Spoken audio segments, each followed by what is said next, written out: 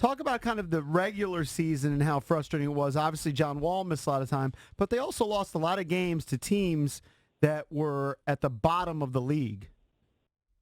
Yeah, that's exactly the point. I think they finished up something like 22-17 against teams that didn't make the playoffs.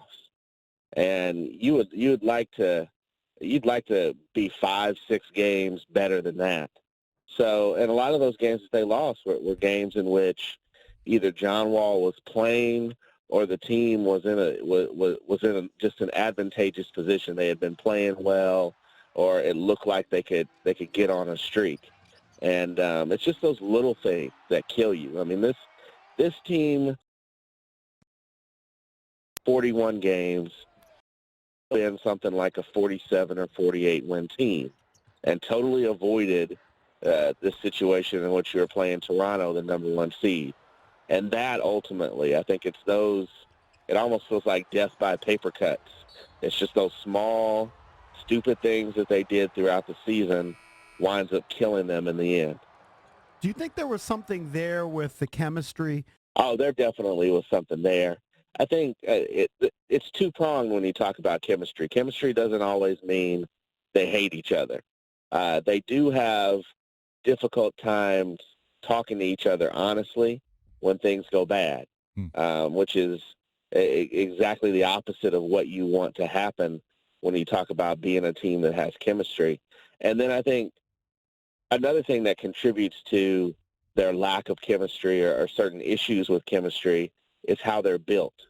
While Wall and Bill seem like the perfect combination together, I think everything else around them outside of Otto Porter, you start to wonder a little bit. I'll put Markieff Morris in there as well. He really fits what they want to do.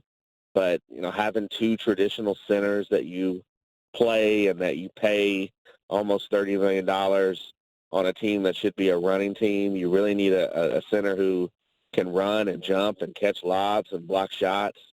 They don't have that. Their backup guard situation is not good. The fact that they're playing a playoff game and Otto Porter goes out and you've got Kelly Oubre and question mark at small forward. I mean, all those things indicate shortcomings on the roster for a variety of reasons. I'm a Wizards fan and been a lifelong Bullets/Wizards fan. But I have to say, I really got frustrated with this team a few years. This team in particular, certainly the John injury hurt the team, but they did well at times without him. But you just felt like they were sleepwalking through the regular season. They wouldn't get up for certain games. It was so obvious. Then they play some of the elite teams, and they play very, very well and knock off some of those teams. So I was actually, in a weird way, Jerry, kind of rooting for them to lose this series because I didn't want them to just prove to people that they could flip a switch and win. So I'm glad that they lost, and I'm hoping now that there will be some tweaks. But they are limited. I didn't have a problem with them re-signing Otto. I knew that would kind of handcuff them, but I thought they needed to keep him. He's a great three-point shooter in a league where you need three-point shooters. I don't know what they can do. What is their recourse? I mean, Ted seems to think the pieces are in place. As John noted, as you've noted, they aren't. They need more pieces. They need to tweak it. What can they do? That's an interesting question. I mean, Candace Buckner laid it out well in an analysis piece today. I mean, they've got 10 players under contract at an estimated $124 million. The luxury tax is estimated to hit at about $123 million. So before they even make additions, they're already going to be in the tax most likely. And we're not even talking about, they're up against it. They're going to have to make a trade. That's just the bottom line. And you've got a couple big guys and Morris and Gortat. Their contracts are short now, which makes them a little more attractive in the trade market. I think you might have to get creative on something. Maybe somebody really loves the efficiency of Otto Porter, and you can put together some exotic trade that allows you to get better that way. It's hard, but because Otto is such a solid player, but I don't think that Otto, and this is provided that everything is going to be right with his leg, and then these hip problems that he's been having isn't anything major.